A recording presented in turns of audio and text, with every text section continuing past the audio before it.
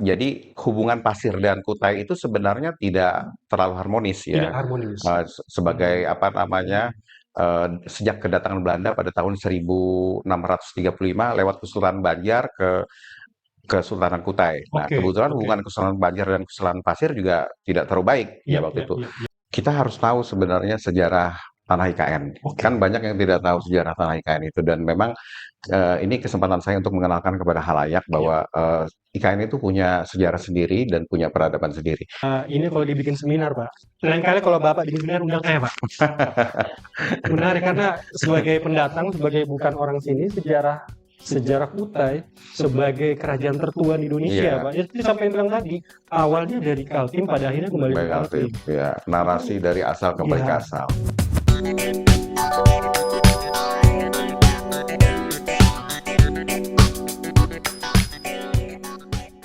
Salam jumpa di Mari Bicara Media Kaltim. Edisi kali ini, seperti biasa, kita hadirkan orang-orang yang luar biasa, orang-orang yang menurut kami di Media Kaltim punya poin lebih untuk diajak ngobrol.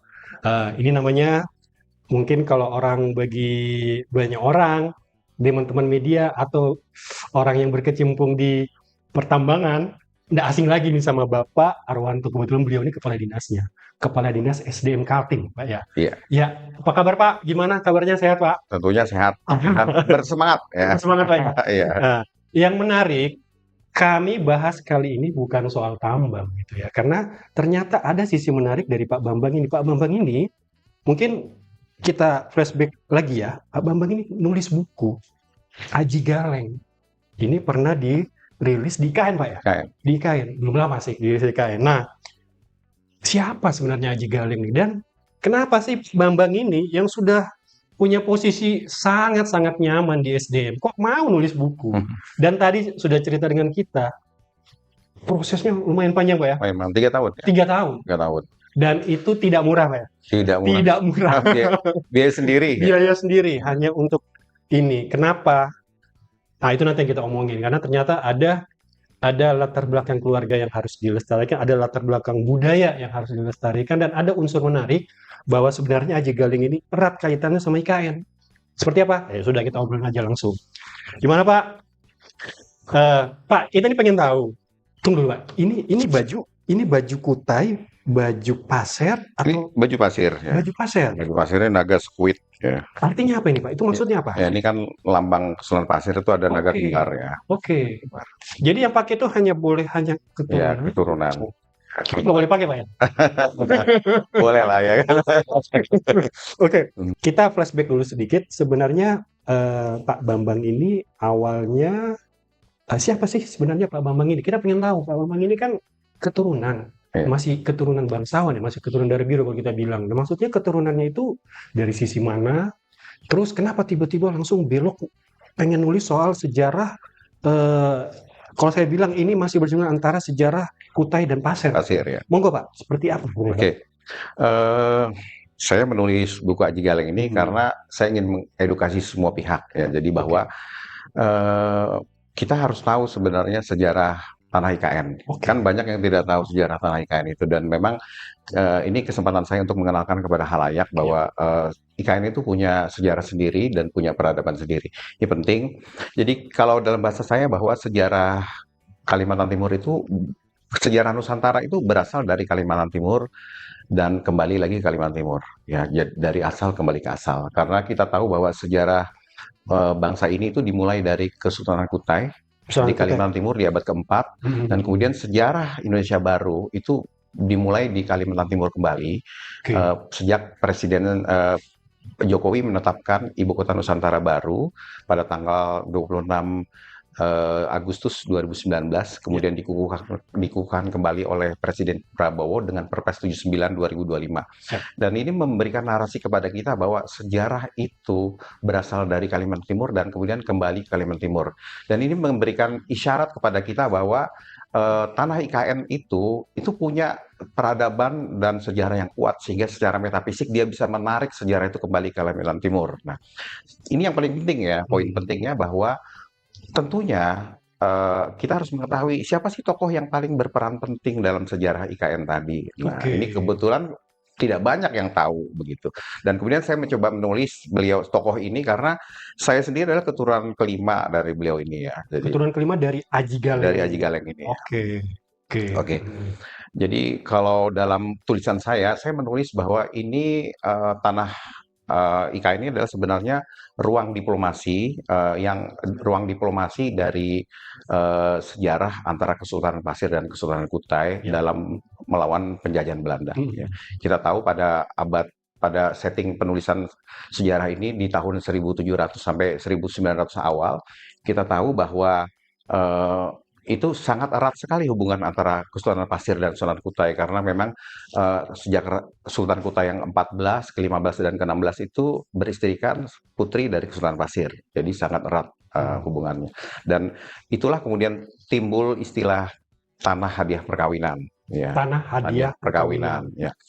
Oke, bisa saya lanjutkan? Ini agak Nggak apa-apa, justru ya, sebenarnya ini yang kita pengen tahu, nggak banyak orang tahu. ini agak panjang. Nah, ini memang jadi dimulai pada tahun jadi hubungan Pasir dan Kutai itu sebenarnya tidak terlalu harmonis ya. Tidak harmonis.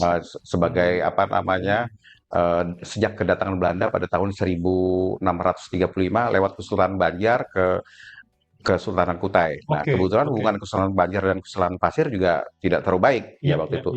Jadi kehadiran Belanda di Kesultanan Kutai lewat Kesultanan Banjar dan kemudian kebetulan juga kehadiran Lama Dekuleng di Kesultanan Pasir itu menambah konflik semakin panas ya waktu itu ya karena kita tahu bahwa Lama Dekuleng dengan Belanda ini juga punya hubungan yang tidak harmonis ya karena Lama Dekuleng kemudian tidak mengakui perjanjian Bungaya pada tahun 1667, kemudian beliau bermukim dan lari di Seratai di Kesultanan Pasir dan kemudian tujuan beliau di situ adalah menyerang kapal-kapal Belanda di Selat Malaka sehingga sejarah Belanda menulis Lama Dekuleng ini sebagai raja bajak laut, King of Pirates ya karena semua kapal-kapal Belanda yang lewat Selat Melaka dibakar, dihancurkan dan sebagainya. Ini menimbulkan kerugian yang sangat berat bagi Belanda. Dan dengan hadirnya Lama Dekuleng di Kesultanan Pasir, ini kemudian dia menikah juga dengan anaknya Sultan Pasir yang pertama, yaitu Aji Anjang. Aji Anjang ini adalah anak dari Aji Geger atau Sultan Muhammad Alam Shah, Sultan Pasir yang pertama. Ini mengakibatkan tadi hubungan dengan Kutai semakin meruncing ya. Kemudian sebagai seorang tokoh yang sangat berpengalaman, setelah menikah dengan Aji Anjang, anaknya Sultan Pasir, beliau punya anak namanya Aji Doya. Aji Doya ini kemudian dinikahkan dengan Sultan Muhammad Idris, Sultan Kutai yang ke-14. Nah, kemudian dihadiahkanlah tanah Telake. Ya, ini sudah dicatat banyak sejarah-sejarah Kalimantan Timur mencatat tentang hadiah tanah Telake ini sebagai tanah pijak dapur namanya. Nah, kemudian pada peristiwa selanjutnya yaitu 1813 kemudian menikah lagi Sultan Kutai yang ke-16 dengan anaknya Sultan Pasir yang kelima yaitu Ratu Aji Jawiyah. Dihadiahkan tanah Balik. Nah, tanah Telake dan tanah Balik ini kemudian menjadi tanah hadiah perkawinan. Dan tanah Telake dan tanah Balik ini kemudian adalah tanah IKN sekarang. Ya, gitu. Jadi kita melihat bahwa narasi ini kan sebenarnya mereka adalah tanah perkawinan ya. Tadi tanah ini adalah ruang diplomasi tadi akibat hubungan yang tadi kurang serasi karena pengaruh Belanda tadi. Kemudian ruang diplomasi ini dibuka dengan tanah perkawinan tadi, tanah Telake dan tanah Balik. Nah, kemudian tanah Telake dan tanah Balik ini punya sumber daya yang luar biasa besar ya.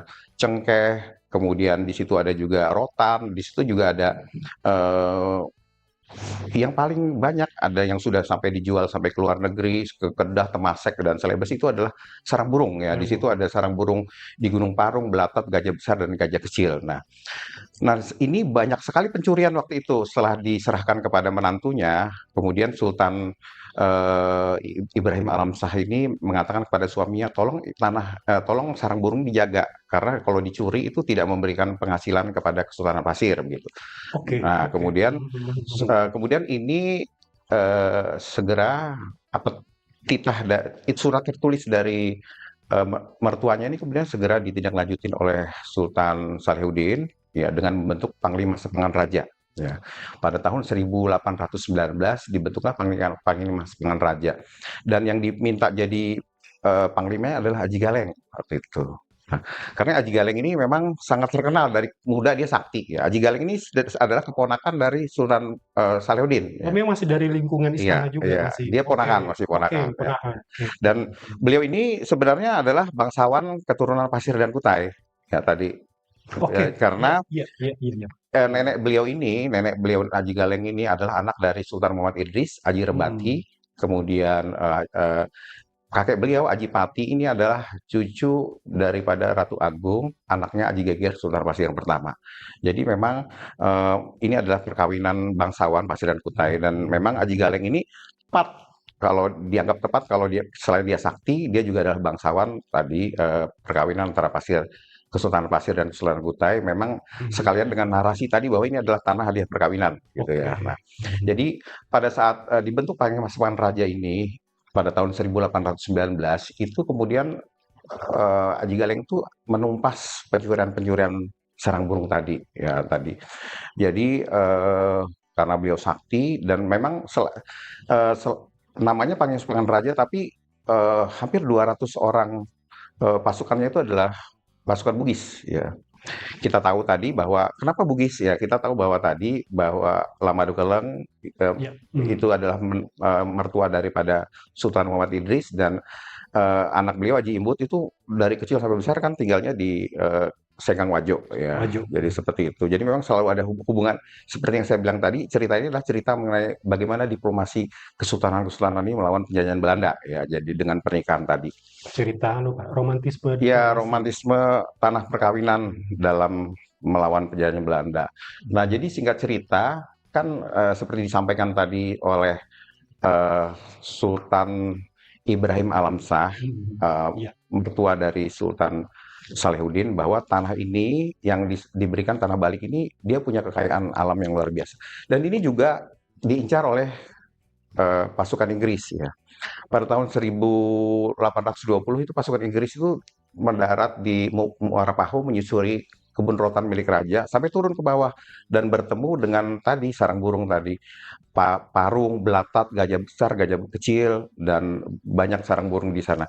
Dan karena saat itu sarang burung nilainya ekonomi sangat tinggi, nah hmm, ya, pasukan Inggris berniat untuk merampasnya. ya, Dan ini ya. diketahui oleh pasukan Aji Galeng, kemudian diserbulah pasukan Inggris oleh pasukan Aji Galeng tadi sampai ke pantai Balik dan dikalahkan. Nah, melihat ini, kemudian Sultan Salahuddin melihat bahwa pamannya, ponakannya ini merupakan figur yang cocok untuk menjaga tanah eh, pernikahan tadi. Oke. Seperti yang Hmm, disampaikan oleh mertuanya kan, Sultan Ibrahim Alamsah, bahwa tanah ini harus dijaga. Gitu. Kemudian beliau berkesimpulan bahwa Aji Galeng ini melihat bahwa dia bisa menumpas pencurian sarang burung oleh suku-suku perbatasan, dan kemudian dia juga bisa menumpas apa namanya serangan dari Inggris tadi. Inggris tadi Hmm, memukul sampai tanah balik. Dia menganggap ini adalah figur yang cocok buat menjaga tanah perkawinan ini.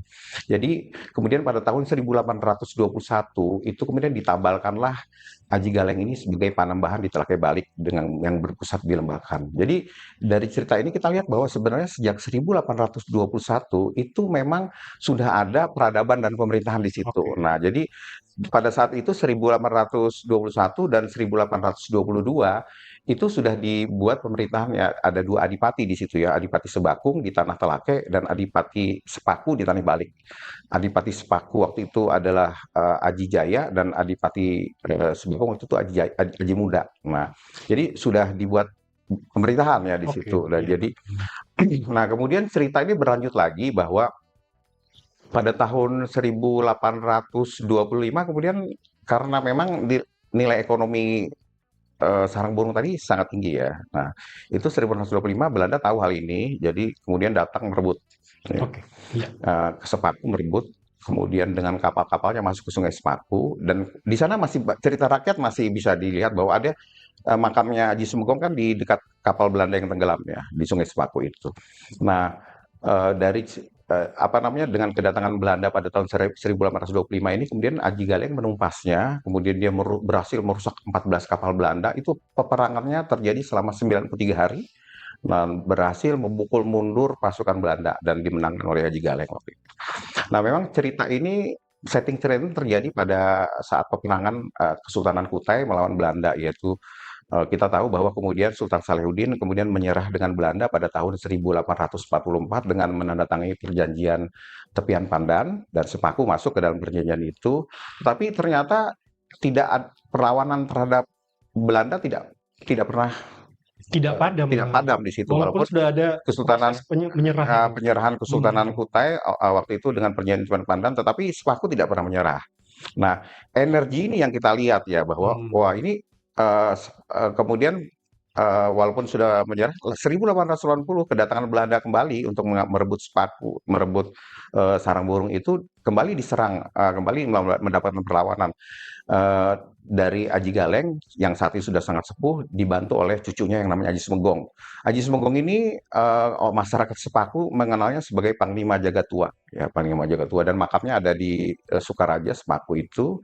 Kemudian memang di waktu melawan Belanda daerah pertahanannya adalah Gua Tapak Raja yang sekarang kita lihat sebagai Gua Tapak Raja. Nah, kemudian dia berhasil melawan dan memukul mundur Belanda pada tahun 1880 itu. Nah, di sini kan kita melihat bahwa sebenarnya sejarah daripada tanah perkawinan Talakai Balik ini yang sekarang jadi IKN ini sangat eh, sangat diliputi bahwa ini peradabannya sudah ada, kemudian Oke, bahwa di situ juga ada ya. pertumbuhan ekonomi, Hmm. kemudian di situ juga ada perlawanan rasa cinta tanah air yang sangat kuat, kemudian dan kita ingin bahwa hal-hal ini memberikan narasi dan cerita bagi bagaimana IKN ini dibangun ke depannya, bahwa rasa cinta tanah air yang tidak pernah berhenti itu memang sudah ditanamkan oleh generasi-generasi terdahulu di situ. Dan kita juga memberikan penjelasan bahwa sebenarnya tanah IKN ini bukanlah ruang hampa, bukan ruang hampa sejarah. Jadi sudah saya jelaskan tadi bahwa ini adalah ruang diplomasi bagaimana kesultanan-kesultanan Nusantara itu melakukan pernikahan dan dengan hadiah pernikahan tersebut untuk strategi melawan penjajahan Belanda sebenarnya. Weh, asik ceritanya. Panjang, eh? Ya. Dan saya yakin Pak, generasi sekarang sangat banyak yang nggak tahu ini. Bentar, aku tahu ya. Nah, kalau saya malah sepakat kalau kurikulum kita juga dimasukkan hal-hal Ya, ini sebenarnya itu yang kita inginkan. coba dorong lah ya. Ya, Hmm, seperti kita tahu di bagaimana sejarah Lamadekuleng ini menjadi salah satu pelajaran sejarah ya oke, di Universitas Lamadekuleng di Wajo Sekang. Waju. Nah, kita ingin juga bahwa apa namanya pengetahuan-pengetahuan yang lokal yang sebenarnya dan kita tahu bahwa sejarah Aji Galeng, Aji Semeggong dalam melawan penjahat Belanda ini Hmm, kan kalau dalam perspektif kita ini adalah pahlawan kan. Dan iya, ini kita iya, bisa iya. angkat sebenarnya dengan momen IKN ini kita angkat bahwa di IKN saja ada sejarah gitu ya. Betul, Ada sejarah betul. perlawanan yang Hmm, tidak pernah padam melawan Belanda begitu. hmm. Ini harus kita angkat. Pertama kan memberikan rasa tadi patriotisme di tanah IKN tersebut bahwa adalah tepat pemindahan IKN itu ke tanah Sepaku karena tadi sejarah Sepaku tadi kan begitu sejarah Sepaku seperti yang saya sampaikan di awal tadi bahwa ini adalah sejarah yang berulang ya sejarah itu dimulai dari Kerajaan Kutai pada abad keempat kemudian sejarah itu berulang lagi dengan sejarah Indonesia baru di Kalimantan Timur. Ya, tadi karena memang tanah kita ini adalah tanah yang penuh peradaban dan sejarah tadi dan energinya menarik sampai ibu kota itu kembali lagi ke Kalimantan Ke Timur. Kalimantan Timur. Tadi berarti semua yang Pak Bambang sampaikan ada di sini, Pak? Ada semua di situ. Ya, Ya. ini. Jadi kalau mau tahu detail soal cerita tadi ada di sini. Ini versi beliau. Nah, Pak, ini ada yang menarik sebenarnya. Saya juga pengen tahu. Kita ini kan juga berkecimpung di dunia media. Ya, soal tulis menulis ya sudah menjadi keseharian kami juga kan. Iya. Nah, cuma seperti yang kalau saya lihat dengan tadi pemaparan sampean, terus bagaimana detailing dari cerita itu, saya membayangkan proses pengumpulan datanya seperti apa? Ini datanya dapat dari mana semua data-datanya ini? Selain sampean sebagai keturunan Iya. langsung juga kan? Iya. Jadi memang saya sempat mengalami disorientasi konsep ya. Oke. Saya sering menulis ya karena saya juga aktif menulis ya Iya. jurnal ya. Tapi memang sesuai dengan background eh, pendidikan saya. Ya, Karena saya juga dosen ya. oke. Saya juga dosen di Universitas Kutai Kartanegara. Saya mengajar ilmu administrasi publik dan memang saya menulis jurnal-jurnal secara aktif dan buku secara aktif yang berbasis tadi keilmuan saya. Tapi saya menulis sejarah itu saya mengalami disorientasi konsep tadi. Itu yang saya pikir. Nah, kebetulan itu saya seperti ditolong ya dengan bertemu dengan Profesor Susanto Judi dan kebetulan beliau ini adalah guru besar sejarah dan beliau menjadi penyunting buku saya. Dan beliau mengajarkan saya lewat Departemen Sejarah Universitas Indonesia bagaimana menulis sejarah ini dengan baik. Dan kebetulan beliau sangat tertarik dengan sejarah ini dan Oke. untuk diangkat sebagai sejarah nasional. Ya, Nah, ya, karena ya, ya, beliau melihat bahwa tokoh Aji Galeng ini bisa diangkat lintas kedaerahan ya karena ya. memang tadi Mhm, bahwa memang apa namanya semangatnya yang tidak pernah putus melawan mhm. Belanda tadi ini bisa diangkat dalam sejarah nasional. Tapi saya juga mengumpulkan ini dalam riset selama 3 tahun. Jadi saya juga kemudian apa namanya melakukan seminar 2 kali. Pertama di Jogja, kedua di Universitas Balikpapan. Balikpapan. Banyak sekali teman-teman membantu untuk kita data-data ini. Memang tadi data-datanya juga sulit sekali didapatkan ya, karena memang kita paham bahwa sedikit sekali literasi mengenai sejarah eh, Kalimantan Timur Iya. nih ya, walaupun sejarah Kutai, sejarah Mhm, Pasir itu mhm. sedikit ya. Memang kita banyak terbantu oleh buku-buku Belanda, misalnya Bedrajen van Pasir, Bedrajen van Kutai, kemudian Kronik van Kutai, kemudian Sisilah van Kutai itu banyak bantu kita. Kemudian kita juga tracking yang kita juga banyak dapat itu adalah data-data di Kesultanan Wajo, Wajo. ya. Nah, itu Lontara Sukuna Wajo itu sangat membantu karena juga cukup lengkap untuk Iya, men-tracking iya, iya, iya. bagaimana sejarah-sejarahnya bisa kita temu kembali, baik di Pasir, Kutai maupun di Wajo itu dengan tracking di 3 kesultanan tadi data-datanya. Dan kebetulan memang keluarga kami juga menyimpan data-data Iya. Mhm. asli daripada Aji Galeng ini, baik testamen, lontarnya, kemudian data-data yang lain. Dan ini Iya. kemudian kita tracking tadi dengan sejarah-sejarah di Belanda, tulisan-tulisan di Belanda, memang ya klop dan menjadi cerita yang runut begitu. Oke. Nah, Mhm. dan ini juga tidak kita langsung apa namanya tidak langsung kita susun menjadi suatu kajian sejarah, tapi juga tetap kita undang lagi sejarawan dari Tanah Wajo, sejarawan dari Kesultanan Kutai, dan sejarawan dari Kabupaten Pasir sendiri. Memang pada saat penulisan ini ada beberapa yang sepakat, ada juga yang tidak sepakat, ya, tapi memang kita tetap harus mengambil garis merahnya sebagai satu runtutan sejarah begitu, dengan prinsip-prinsip tadi bahwa metodologi sejarah sudah kita penuhi semua. Oke. Memang agak sulit ya, memang bagaimana kita memformulasikan apa namanya Iya. data-data dalam Mhm. sejarah ini memang sulit sekali mengumpulkan tadi. Kebanyakan tadi, terutama pelaku-pelaku sejarah ini banyak yang sudah meninggal yang mengetahui cerita-cerita ini. Mhm. Memang ada beberapa tokoh-tokoh sejarah senior yang sangat eh, mengetahui ini yang sudah tua. Dan ini yang sangat kita manfaatkan data-data dan cerita-cerita dari beliau. Iya. Ini waktu penulisannya dibantu oleh Departemen Sejarah Universitas Indonesia. Oh, ini dibantu oleh Sapardi rekan Djora. saya Sapardi Bora, Iya. ya. Dan memang saya juga sangat terbantu dengan rekan saya dalam menulis Mhm. ini, Pak Sapardi Bora, karena beliau ini banyak sekali menulis tentang sejarah sejarah Kutai, Iya. kemudian sejarah Makanya mengenai tidak asing kalau Lama dengan beliau. Dukeleng, kemudian beliau ini memang juga penulis sejarah ya. Iya. Jadi saya banyak tracking sejarah dengan beliau. Jadi misalnya kan beliau juga menulis tentang bagaimana Sultan Muhammad Idris. Nah, beliau juga banyak menjadi tim waktu Sultan Muhammad Idris diangkat menjadi pahlawan nasional. Nah, memang dari beliau juga saya dapat mendapat spirit bahwa dan pencerahan-pencerahan bagaimana sebenarnya kita mengangkat tokoh Haji Galeng ini sebagai pahlawan ya. Kita punya pahlawan nasional yaitu Sultan Muhammad Idris dari Kutai, dan kita coba bagaimana sejarah Aji Galeng ini kita angkat ke dalam forum nasional untuk eh, didengar sebagai pahlawan juga. Pak, eh, kalau saya lihat dari pemaparan sampean, kayaknya memang buku ini sudah lama pengen ditulis. Iya. Sudah lama, memang perencanaannya saya lihat sudah agak lama. Boleh tahu enggak, pemicu awalnya itu seperti apa, Pak? Apakah memang hanya karena supaya silsilah keluarga tidak hilang, atau ada alasan lain yang lebih mengemuka, atau seperti apa? Ya begini ya, jadi waktu awal-awal IKN itu berdiri, saya menulis buku malah Oke. investasi di Ibu Kota Nusantara. Oh, Ya, tapi waktu itu. lebih ke arah investasi. Ya, waktu itu investasi. kan saya tugasnya di Kutai Kartanegara sebagai Mhm. kepala dinas PTSP. Ya, Ya, ya, tugasnya kan investasi. Waktu itu ya. saya menulis gitu. Tapi semakin saya melihat perkembangan IKN ini kan banyak sekali penjelasan-penjelasan mengenai sejarah IKN yang sepertinya harus kita luruskan gitu. Oke, Nah, oke. kemudian Mhm. saya juga tidak sepihak kemudian berbicara karena saya tahu bahwa sejarah IKN itu kan sejarah tanah Telake dan tanah Balik.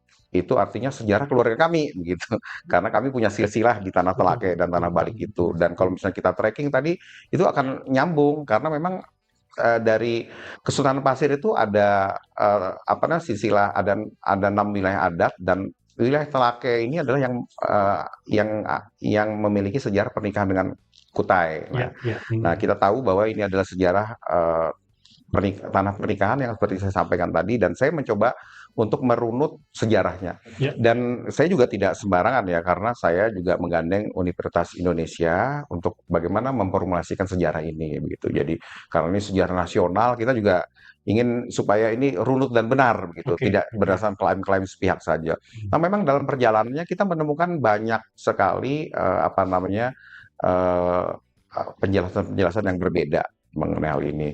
Nah, tetapi karena memang kita merunut pada sejarah yang benar, tadi saya bilang tadi data-datanya kita kumpulkan di 3 kesultanan ini, dan juga kita merujuk pada sejarah-sejarah Belanda, dan kita bisa menimpulkan bagaimana cerita runut dan benarnya. Oke. Nah, Pak, ini kan buku sudah jadi. Dari sudut pandang Bapak, rentetan sejarahnya sudah ada.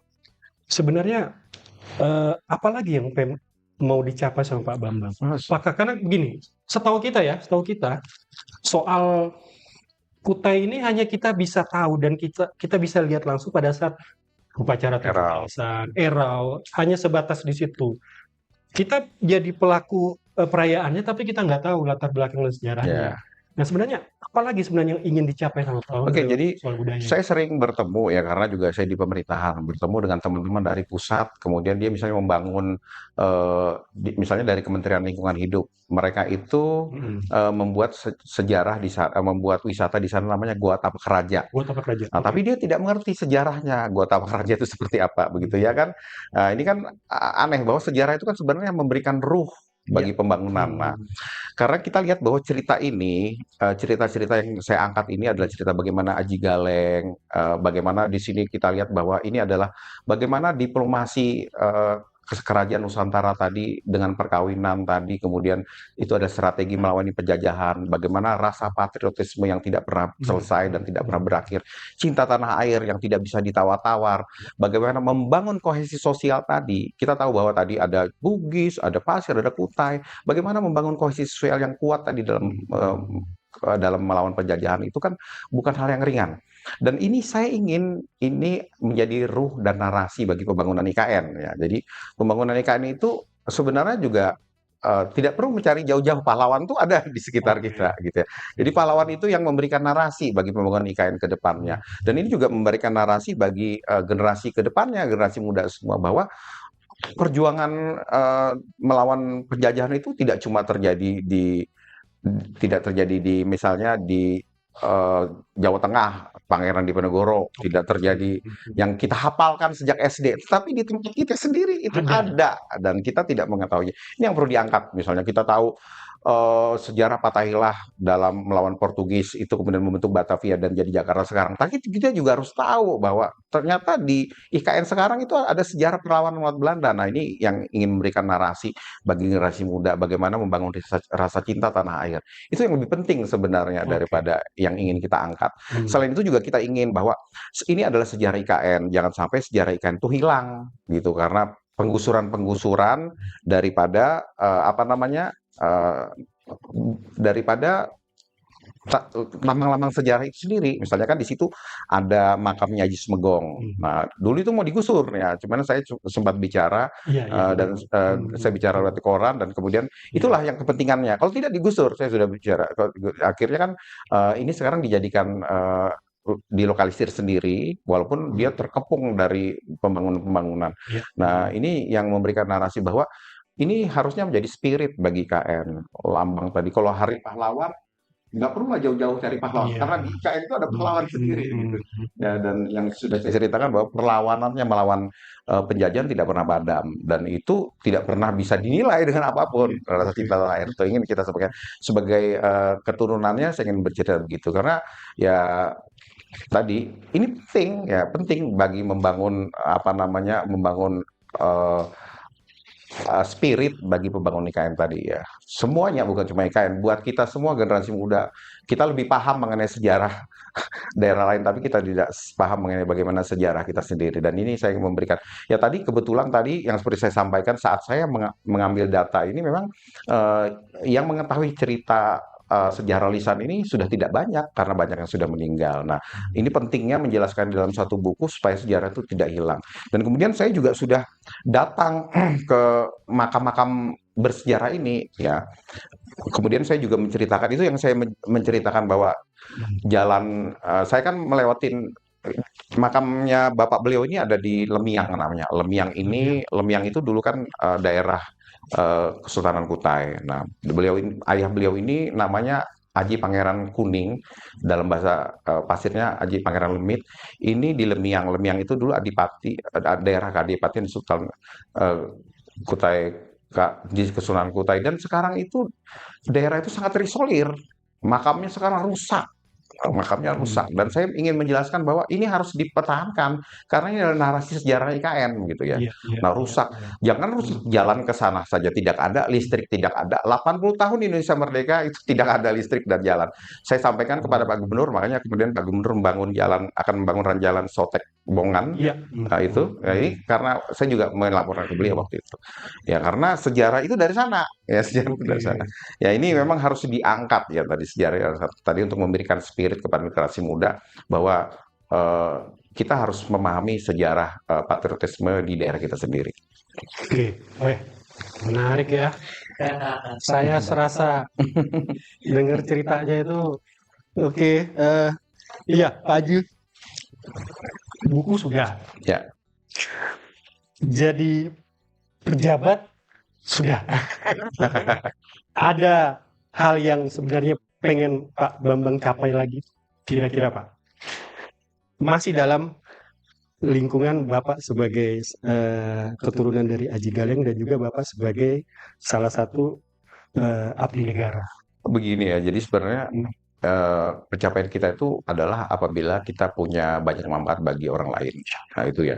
Kemudian bagi saya ingin bahwa eh, Kalimantan Timur ini kan punya banyak perspektif sejarah ya. Jadi maksudnya ini yang harusnya digali dan jangan dilupakan gitu ya. Misalnya Pasir itu punya kitab undang-undang hukum adatnya namanya Bongan Bunga Nyaro. Nah, ini kenapa nggak direplikasi sebagai narasi pembangunan begitu? Misalnya saja ada sejarah Pasir itu, ada dalam adat Pasir itu namanya Nyempolo atau Gotong Royong atau Diwasiwi. Itu yang harusnya dikalkulasi sebagai modal pembangunan. Nah, ini kan sebenarnya sudah disusun oleh pendahulu-pendahulu kita dan sebagainya. Ini yang narasinya yang harus kita bawa. Ini kadang-kadang kita melupakan bahwa elektoral dan elektorifikasi itu cuman hanya bagaimana kita berebut mengenai kontrol kesejahteraan, tanpa bagaimana sejarah itu juga bisa mengkontrol kesejahteraan itu sendiri. Gitu. Nah, itu yang saya inginkan. Bahwa kita sebagai putra daerah wajib bagaimana mengangkat cerita daerah, mengangkat narasi sejarah daerah, dan bagaimana kita tadi menjelaskan bahwa tadi norma-norma yang ada di daerah itu bisa dikalkulasi sebagai modal pembangunan. Saya lupa Pak, mau nanya. Saya termasuk saya juga pribadi penasaran. Kalau boleh tahu dulu Bapak sekolahnya SMP-nya di mana? Saya di SD-nya di Kabupaten Pasir, SMP-nya Pasir, SMA-nya di Pasir juga. Kuliahnya di Bandung. Di Bandung dulu. S1-nya di Bandung. S1-nya saya dulu lulusnya 93. 93 jurusan pemerintahan. Oke. Di STPDN. Jatinangor ya. Oke. Setelah lulus itu baru mengabdi baru saya kemudian ditugaskan di Kutai. Saya jadi ajudan Bupati Kutai waktu itu Pak Sulaiman. Nah, kemudian saya setelah saya jadi ajudan, saya sekolah lagi di UGM, ngambil S2, balik, kemudian saya jadi kepala protokol zaman Pak Soekarni, Zaman Pak Soekarni. lanjut terus sampai 27 tahun saya mengabdi di Kutai.